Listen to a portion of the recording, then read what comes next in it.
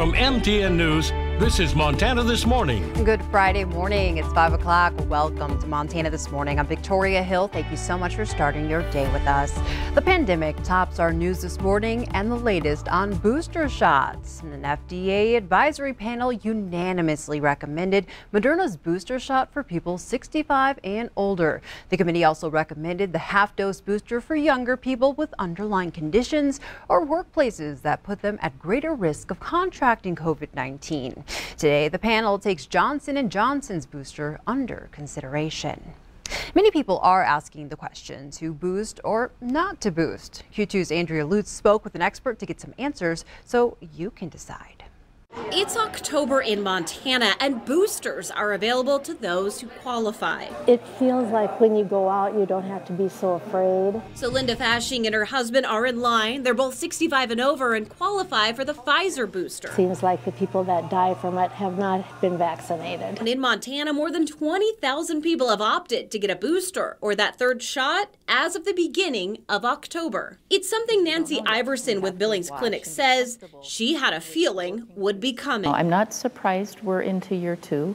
I've always thought that this a respiratory pandemic would be a 3 to 5 year experience. I sat down with her to ask our most pressing questions about the booster. Are the components of the booster the same as the shot? I had the primary series first, second shot of Pfizer. Yes, the booster was the same. And she says research could show that those who got the Moderna shot are in luck. Moderna has a little bit higher dose. It has a different dose than the Pfizer, so they're seeing maybe people with Moderna don't need it. Should we expect to get boosters on a regular basis? I believe that we probably will have more boosters, and I do believe we'll see more variants. And the reason why my opinion is such is because not everybody is wearing masking and we have lower vaccination rates. And how about this one? Can I mix and match vaccines? That information isn't available yet.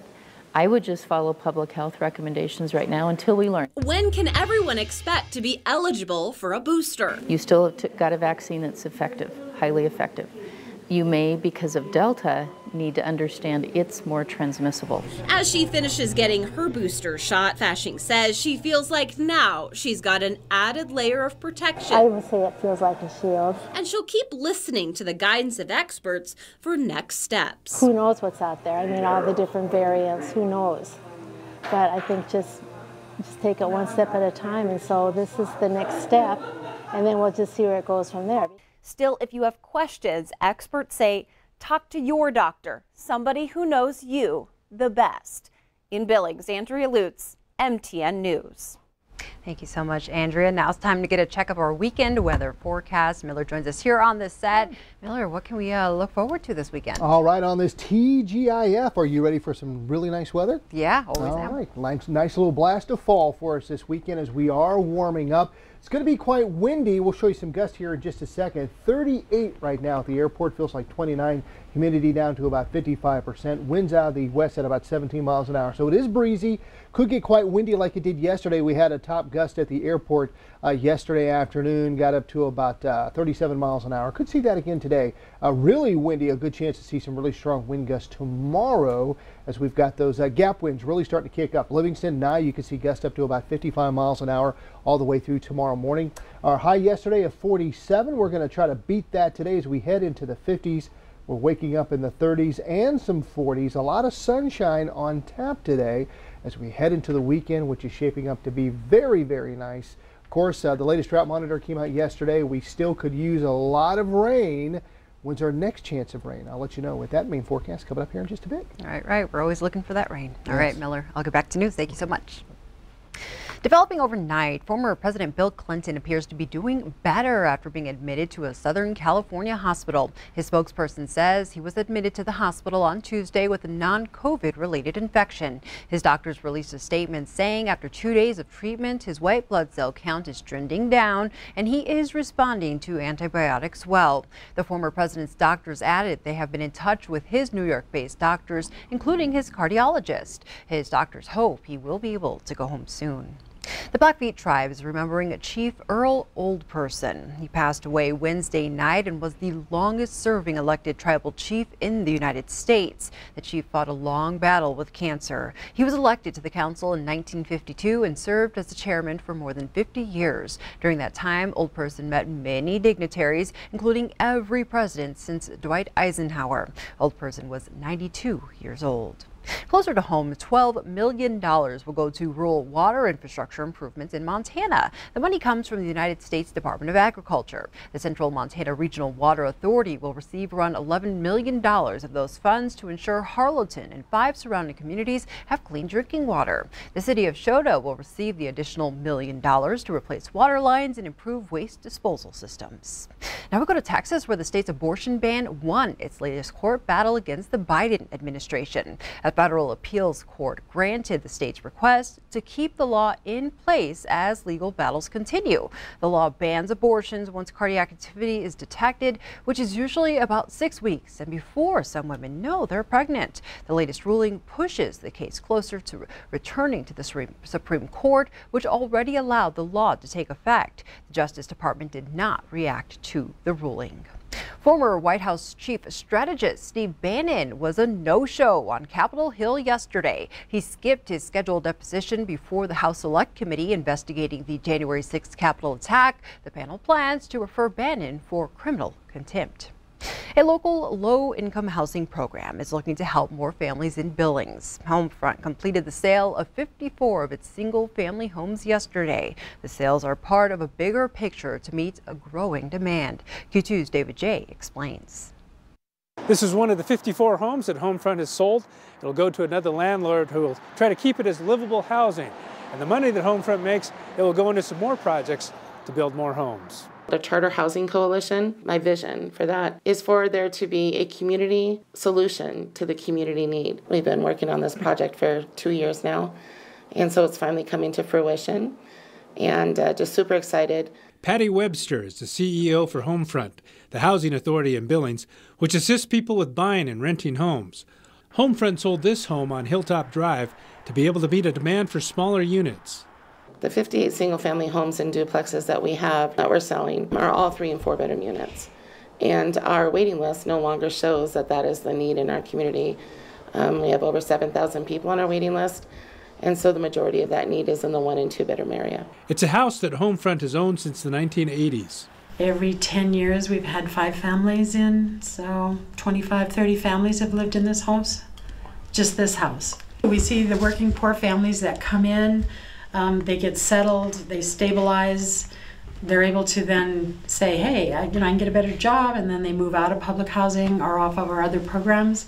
And the upcoming project to build communities will help. We're housers, and we are passionate about being able to fill in the gaps that this community has right now, and they're glaring at this point. This opportunity will be so amazing that we can help our community. It's going to be great. I still have tears in my eyes when we're done with the new development, knowing that people are going to be able to live here. Families are going to be so proud to live here.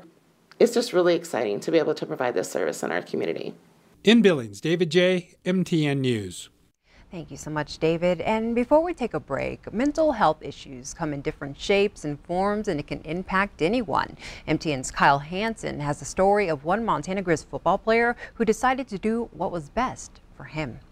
Colton Kynes remembers the first time his mental health needed urgent addressing. It was 2019, and as a redshirt sophomore for the Montana Grizzlies, Kynes required help. I knew that I needed some help, and I needed it soon. So I stepped aside, I stepped back, and I admitted myself to the Providence Health Center to get some help. I was in there for a week. Everybody was super supportive during that time. My teammates were there, a few of them even visited me, but that was part of the reason why I went to Providence, was because I couldn't get out of my own head, and it was doing a number on me. It was taking a huge toll. It was a big step Kynes needed to take action for his anxiety, something he says he's dealt with for all of his life. But that anxiety again came to a head this season, and Kynes realized he needed to step away from football to focus on himself. So he recently retired from college football and left the Grizzlies. I was starting to get worried that I couldn't be helped, because I had been dealing with this for so long, and I'm still dealing with it. And sometimes there's that nagging feeling like, oh, I'm beyond help.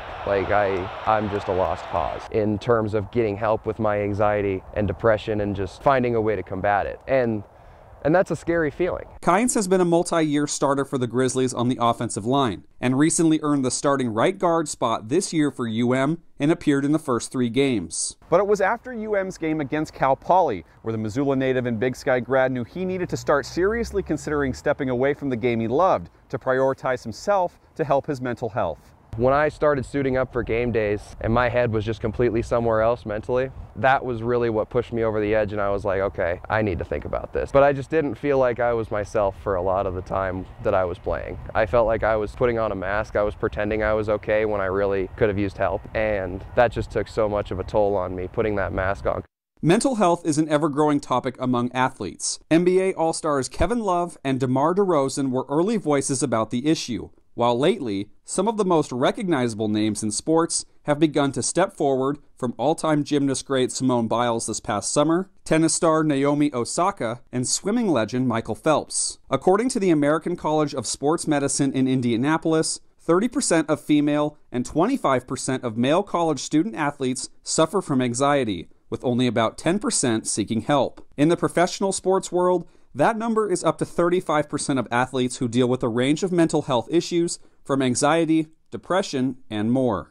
Kynes said the biggest step to take is talking about it and continuing the conversation. I think the most important thing that we can do to spread awareness for mental health in athletes is to spread awareness for it. I think that being open about it, talking about it, and not hiding behind these masks or pretending everything is okay, I think that that is the biggest thing we can do for it. Too many people are suffering in silence. They're hidden behind this stigma that athletes are they're tough, they put up with everything, and they don't seem fazed by anything. Kynes knows it's something he'll deal with to some degree for the rest of his life, but he also knows he's not alone in his battle.